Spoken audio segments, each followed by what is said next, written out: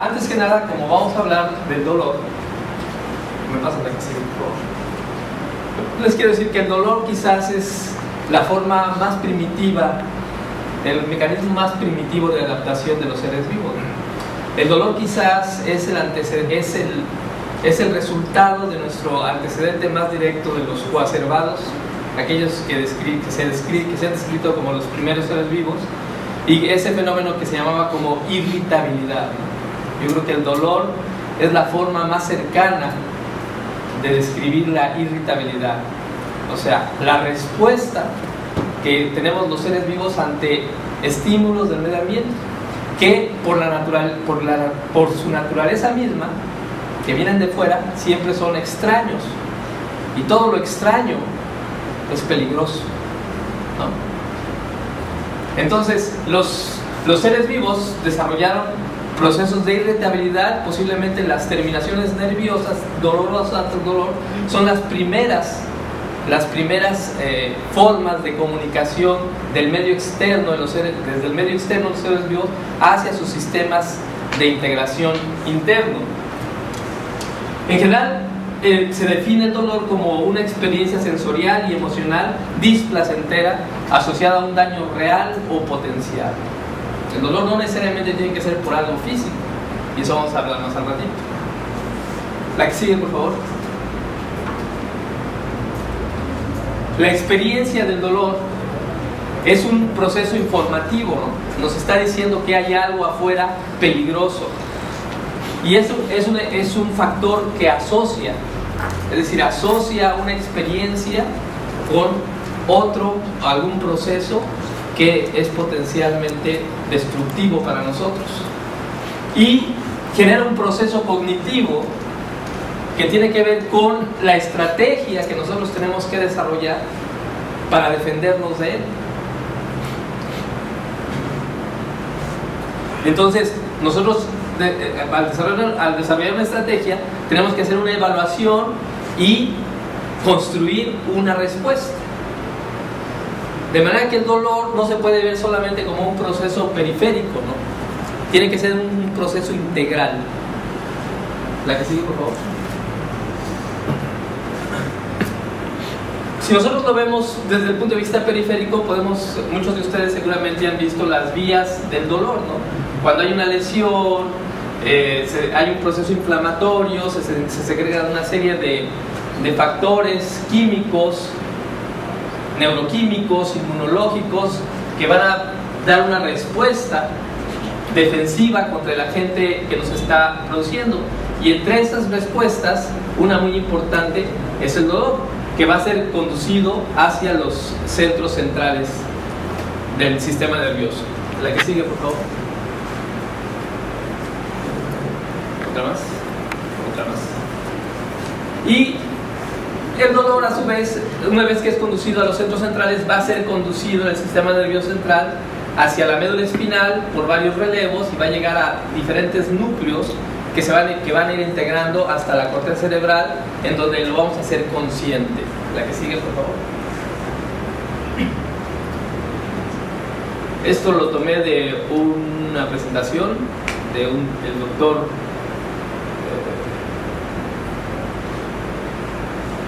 ahorita les muestro quién. Pero básicamente para mostrar los diferentes pasos de la transmisión del dolor, ¿no? Periférico, Luis Yoshimoto.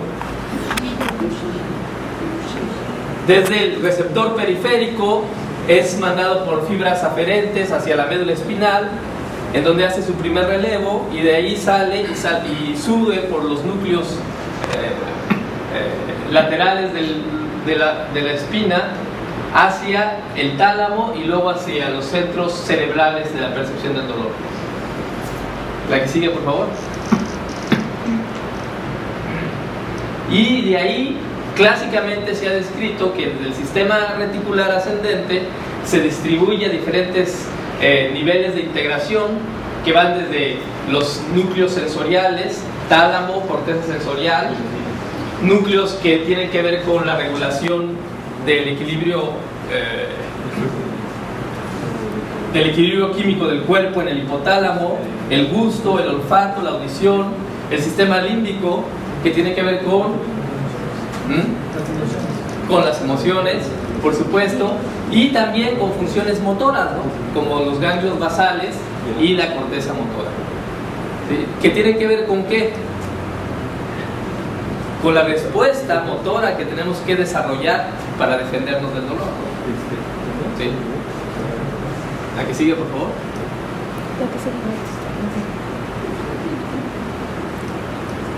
En general, se han descrito dos formas de dolor, una que le llaman dolor periférico y otra que le llaman dolor neurogénico. El dolor periférico es el que estamos acostumbrados a sentir y que produce una lesión en los órganos periféricos, y en general es el que he descrito hasta ahorita.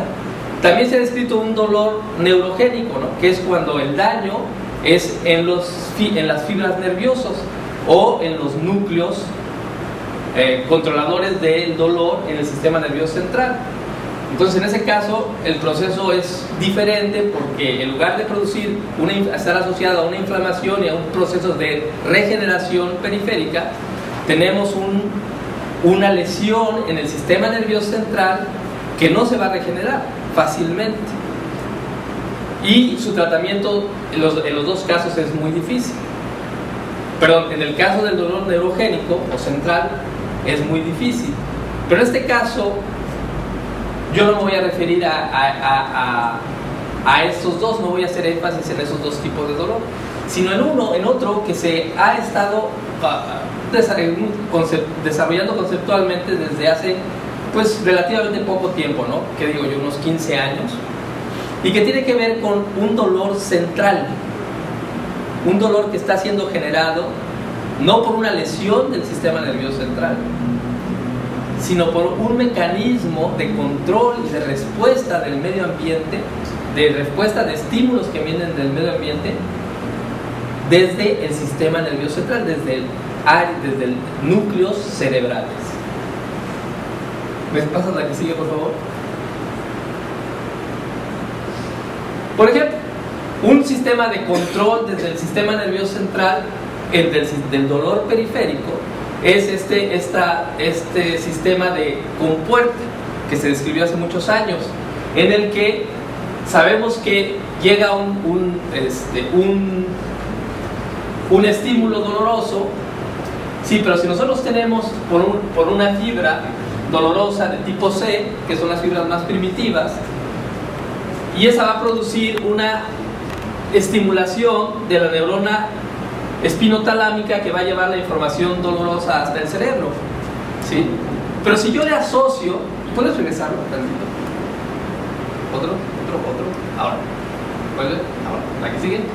Si yo le asocio a ese estímulo doloroso un estímulo, por ejemplo, de tacto sensorial simultáneo, entonces este estímulo de tacto, la que sigue por favor, puede activar una interneurona que segrega un neurotransmisor que es sedativo, como encefalina, la que sigue por favor, y que puede asociar la respuesta dolorosa, que se va a asociar esa respuesta de tacto con la respuesta dolorosa, la que sigue por favor, y entonces se activa esta interneurona encefalinérgica y inhibe a la fibra C, a la entrada de la fibra C, y entonces el dolor no pasa.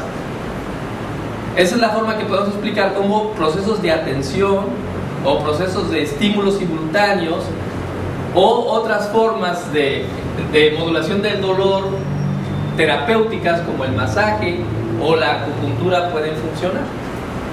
¿Sí? La que sigue, por favor.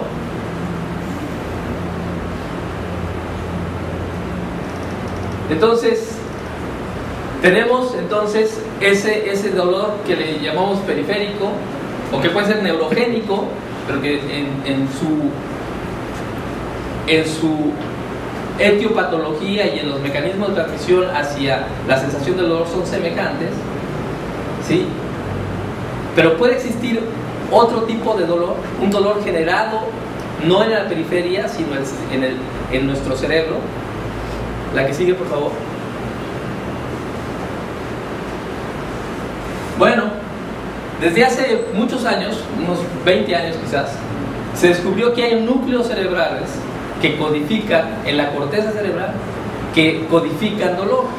Y este es un trabajo que salió en Science en el año de 1997 y en donde muestra con tecnología de imagen que los estímulos dolorosos no